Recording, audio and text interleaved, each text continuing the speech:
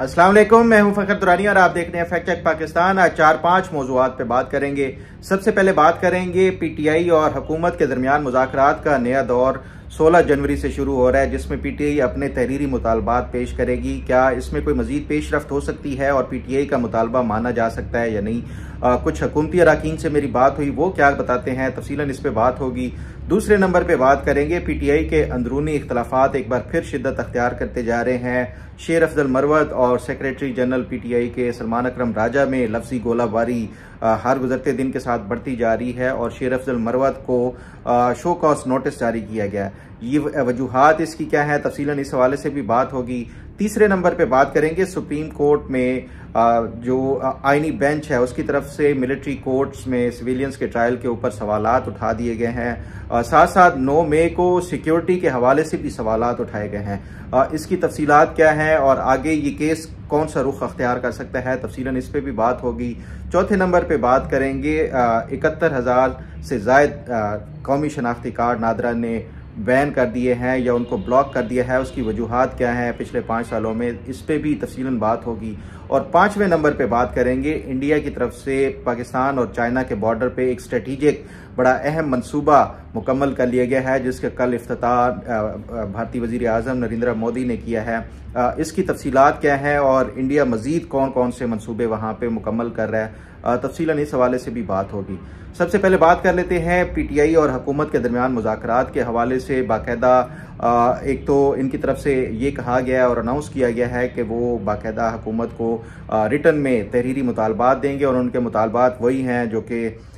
Commission बनाना 9 मई और उसके साथ साथ 26 नवंबर के हवाले से और दूसरा 9 मई के हवाले से। एक तो ये कमीशन का मुतालबा और दूसरा ये कि वर्कर्स की रिहाई। लेकिन उसके साथ साथ जो मेरी इतला मैं ऑलरेडी रिपोर्ट भी कर चुका हूँ कि इमरान खान का मुतालबा, जब भी ये इनकी 2 मीटिंग्स हुई हैं उसमें सरफहरिस्त मुतालबा यही है कि इमरान खान को रिहा किया जाए। और साथ जस्टिफिकेशन ये दी जाती है कि इमरान खान के ऊपर इस टाइम कोई मुकदमात नहीं है, वो उनको जुडिशल पे भेजा हुआ है तोशा खाना वाले केस में, क्योंकि बाकी मुकदमात में उनकी सज़ा तकरीबन ख़त्म हो चुकी है। अब ये सिर्फ आना है जो 190 मिलियन पाउंड केस वाला फैसला आना है और उसके साथ साथ 9 मई वाला फैसला आना है जो कि रोज़ाना की बुनियाद के ऊपर उसकी भी समाअत शुरू हो चुकी है। तो ये 2 मुकदमात में अभी फैसले आने हैं, इसलिए गोया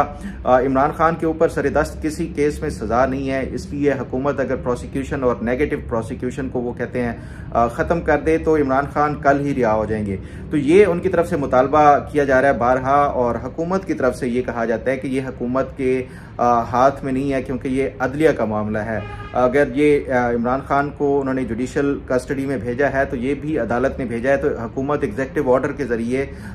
किसी सूरत भी इमरान खान को रिहा नहीं कर सकती। और अगर माजी में कोई मिसाल इस तरह की है कि क्रिमिनल केसेस में अगर किसी को रिहा किया गया है एग्जेक्टिव ऑर्डर के ज़रिए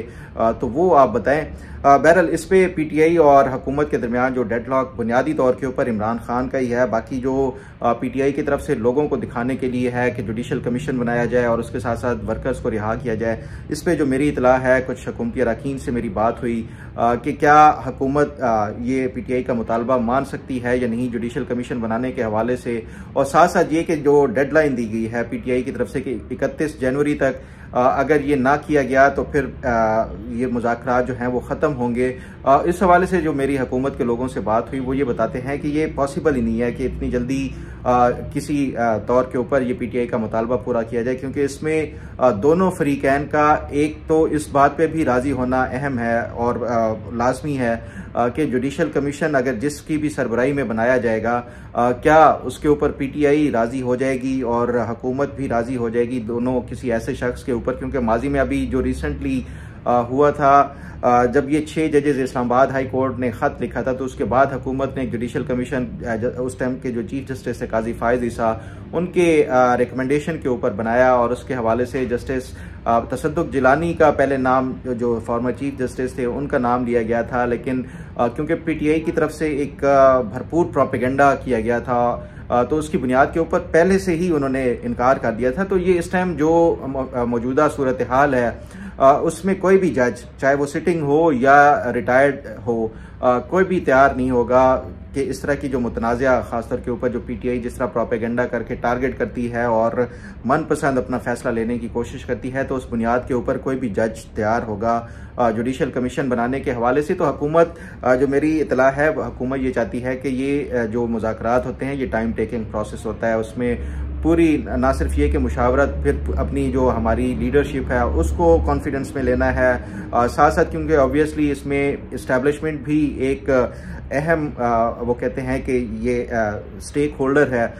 उसके हवाले से उसको भी ऑन बोर्ड लेना। तो ये 31 जनवरी तक पॉसिबल नहीं है, जो पीटीआई की तरफ से मुतालबा किया जा रहा है कि ये उसको फिल फॉर 31 जनवरी तक अगर हुकूमत ये उसके ऊपर अमल दरामद नहीं करती तो फिर हमारे मुज़ाकरात ख़त्म हो जाएंगे। तो जो हुकूमती मेरे कुछ अरकान से बात हुई, वो कहते हैं कि ये अगर ये इस तरह मुतालबात लाए और डेडलाइन के साथ लाए तो फिर शायद ये मजीद आगे नहीं बढ़ा जा सकता। ताहम अगर पीटीआई ने कोई लचक दिखाई और टाइम फ्रेम के हवाले से कोई इसका ये ना हुआ तो फिर शायद कोई आगे मजीद बात बढ़ सकती है, फर्दर डिस्कशंस हों, कमीशन के हवाले से हो या वर्कर्स की रिहाई के हवाले से हो, फिर आगे मजीद कोई बातचीत हो सकेगी। अदरवाइज अगर ये 31 जनवरी तक ही हुआ तो फिर ये शायद जो नेक्स्ट मीटिंग होगी वो लास्ट ही साबित होगी। अब देखना ये है कि क्या पीटीआई की तरफ से कोई लचक दिखाई जाती है या नहीं। मेरी जो इतला है, जो अडियाला जेल में भी इमरान खान से मुलाकात की गई है जो छुट्टी वाले दिन, उसमें भी इमरान खान ने एक बार फिर दोहराया कि जो रिहाई के हवाले से और डेडलाइन इमरान खान ने ही ये दोबारा से इनको वो की है, जिसकी बुनियाद पे ये दोबारा से अब फोकस और जोर उसी बात पे दे रहे हैं कि 31 जनवरी जो है वो लास्ट जो कट ऑफ डेट है, उसके बाद कोई जो मुज़ाकरात हुकूमत के साथ नहीं हो सकेंगे। सवाल ये है कि क्या इमरान खान के पास ऑप्शन क्या है अगर ये मुज़ाकरात को ख़त्म कर देते हैं, क्योंकि जो एक धमकी दी जा रही थी इमरान खान की तरफ से सिविल नाफरमानी की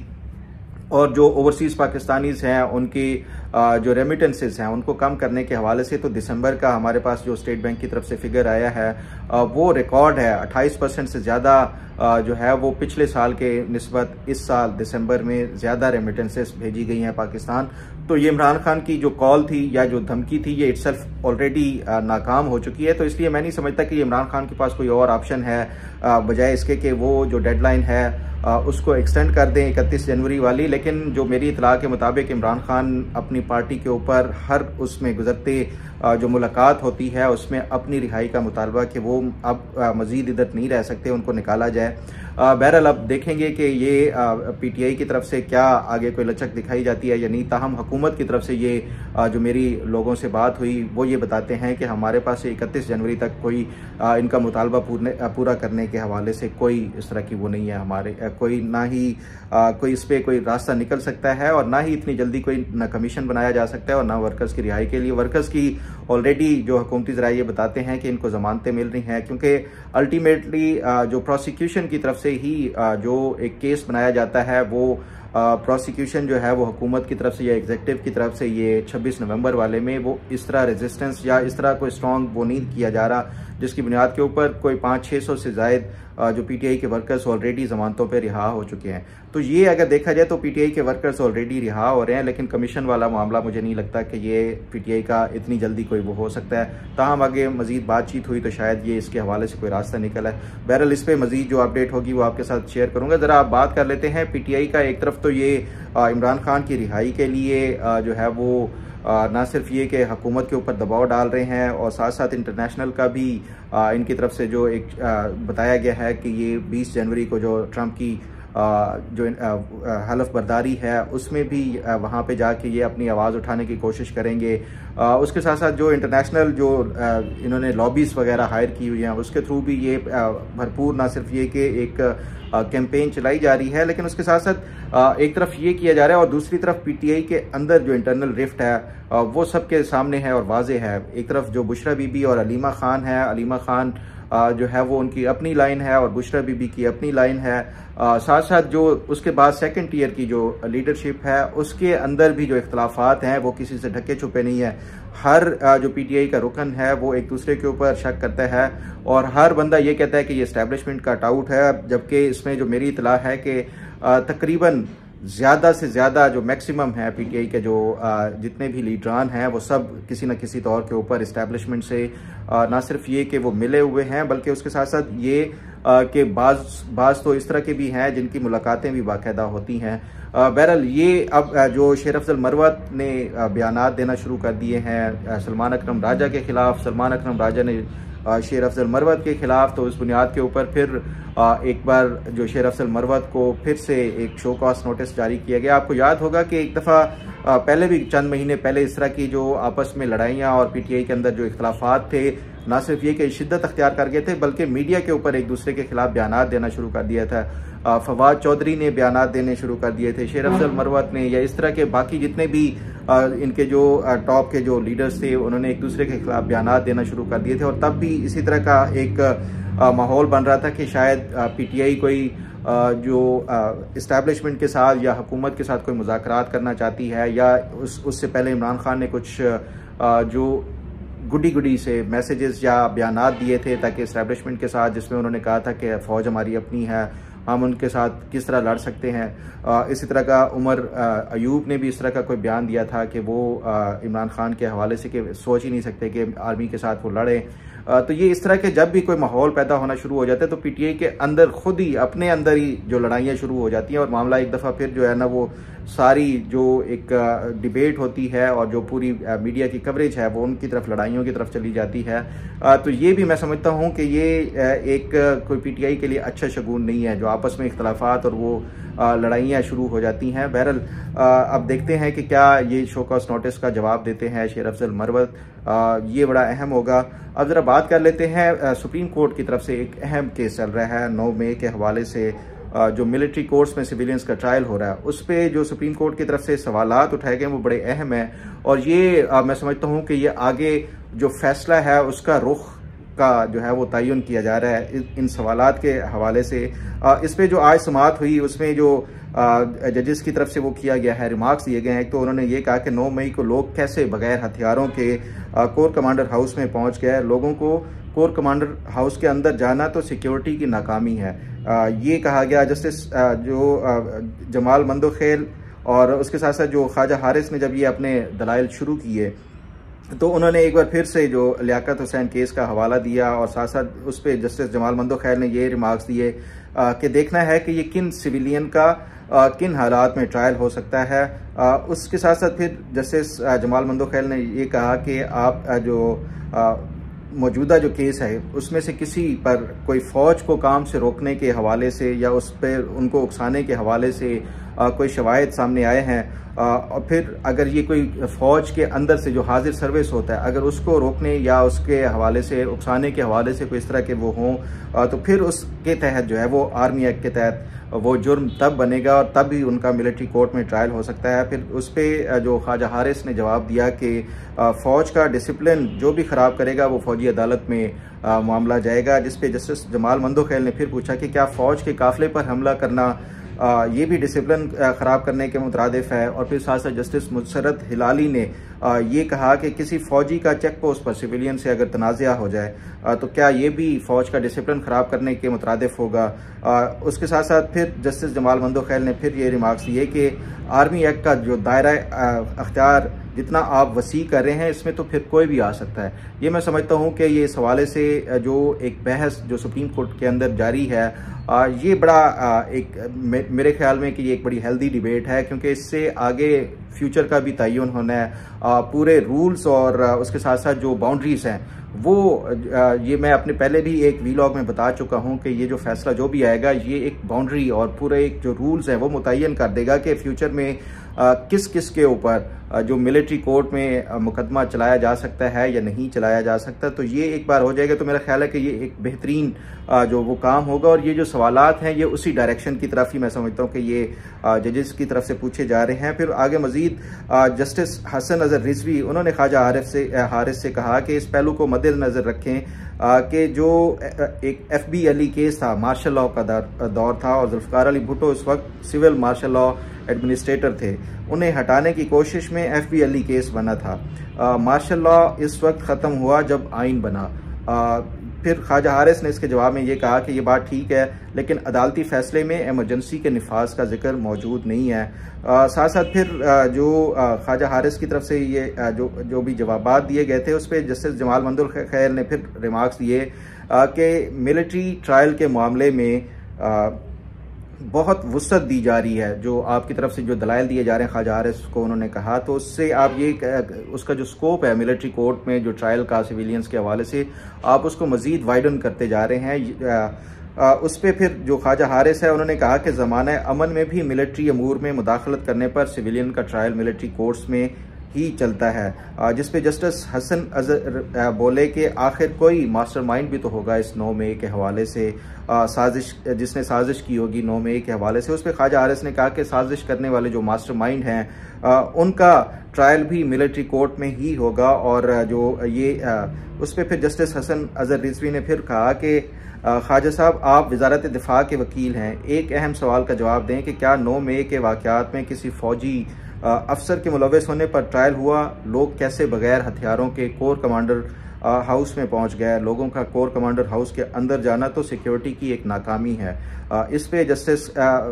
जो हसन अजहर रिजवी के सवाल के जवाब में ख्वाजा हारिस ने फिर ये जवाब दिया कि मुजाहिरीन पर जो इल्ज़ाम है वो अमलाक को नुकसान पहुंचाने का है। 9 मई के वाक़े में किसी फ़ौजी का ट्रायल नहीं हुआ। बहरहाल ये जो सवालात उठाए जा रहे हैं, जिसमें मैं समझता हूँ कि ये जो स्कोप ऑफ मिलिट्री कोर्ट्स है ये इसके हवाले से बड़ा अहम है कि इसके ऊपर ना सिर्फ ये कि बाकायदा डिबेट होनी चाहिए जो कॉन्स्टिट्यूशनल बेंच है उसके अंदर, बल्कि उससे जो फ्यूचर में एक जो बाउंड्री या जो एक रूल्स सेट किए जाएंगे, मुतय्यन किए जाएंगे, उससे एटलीस्ट ये होगा कि ये कल को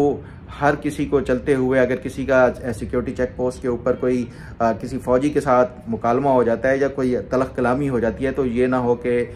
उसका भी मिलिट्री कोर्ट में ट्रायल शुरू हो जाए। तो ये इस हवाले से मैं समझता हूँ कि ये सुप्रीम कोर्ट की तरफ से एक बड़ी हेल्दी डिबेट है। ताहम आपको याद होगा कि जो पिछली समाअत थी उसमें भी सुप्रीम कोर्ट की तरफ से 2 सवालात पूछे गए थे। एक ये पूछा था कि अगर एग्जीक्यूटिव कि किसी प्रॉपर्टी के ऊपर या एग्जेक्टिव के साथ कोई डिस्प्यूट हो तो क्या वो अपने जो मुकदमा है उसका फैसला एग्जेक्टिव खुद कर सकता है या नहीं कर सकता। तो उसके लिए मैं अगर आपको एक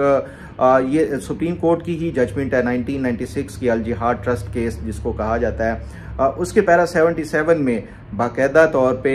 जो सुप्रीम कोर्ट की तरफ से उस टाइम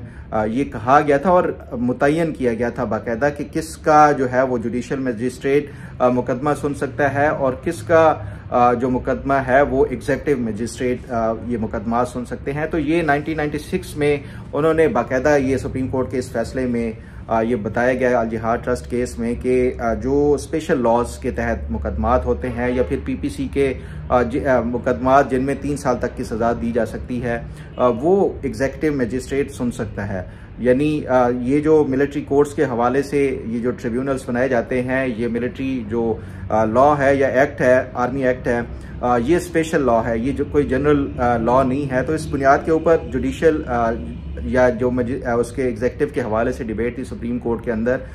ये मैं समझता हूँ कि ये बाकायदा उसमें 1996 वाला केस में इसका जवाब मिलता है कि एग्जीक्यूटिव को ये अथॉरिटी है और पावर है कि ये उस हवाले से ये फैसला सुना जा सकता है, क्योंकि ये आर्मी एक्ट के तहत जो भी मुकदमा होगा वो स्पेशल लॉ है।